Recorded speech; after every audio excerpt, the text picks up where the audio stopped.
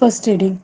A reading from the book of Exodus, chapter 12, verses 1 to 8 and 11 to 14.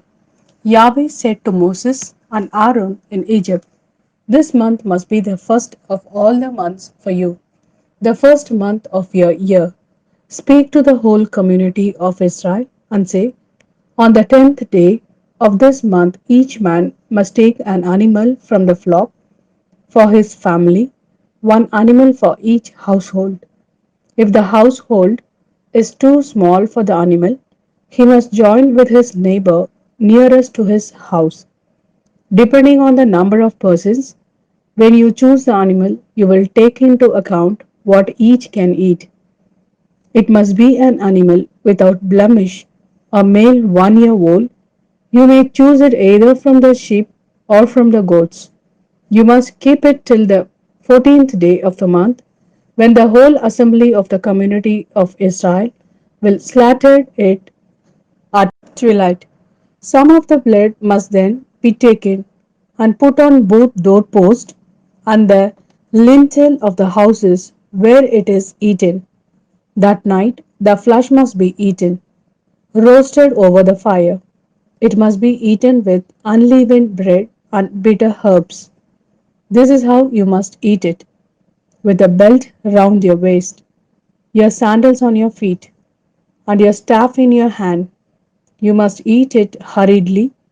It is a Passover in Yahweh's honor. That night I shall go through Egypt and strike down all the firstborn in Egypt, man and beast alike, and shall execute justice on all the gods of Egypt.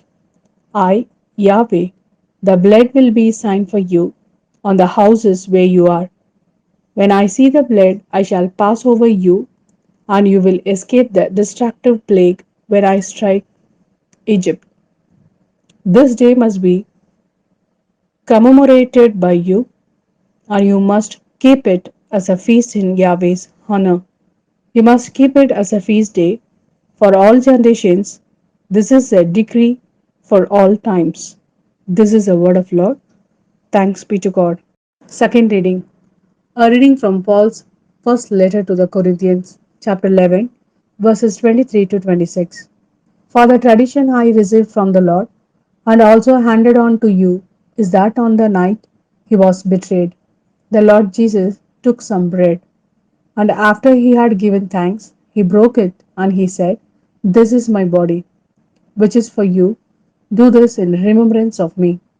And in the same way, with the cup after supper, saying, "This cup is the new covenant in my blood. Whenever you drink it, do this as a memorial of me."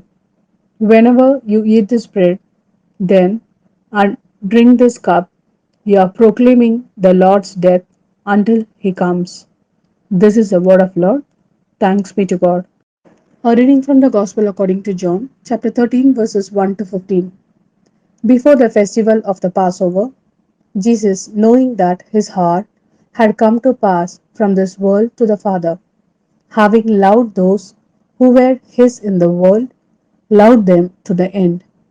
They were at supper, and the devil had already put into the mind of Judas Iscariot, son of Simon, to betray him. Jesus knew that the Father had put everything into his hands, and that he had come from God and was returning to God. And he got up from table, removed his outer garments, and taking a towel, wrapped it round his waist.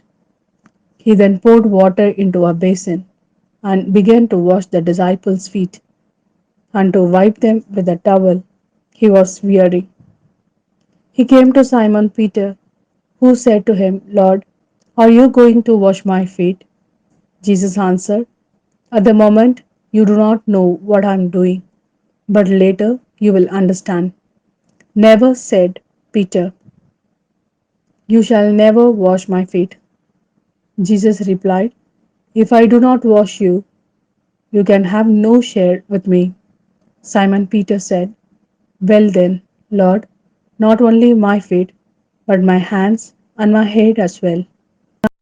Jesus said, "No one who has had a bath needs washing.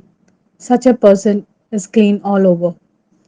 You too are clean, though not all of you are. He knew who was going to betray him, and that was why he said, though not all of you are. When he had washed their feet and put on his outer garments again, he went back to the table. Do you understand? He said, what I have done to you. You call me Master and Lord, and rightly so I am. If I, then the Lord and Master, have washed your feet, you must wash each other's feet. I have given you an example so that you may copy what I have done to you.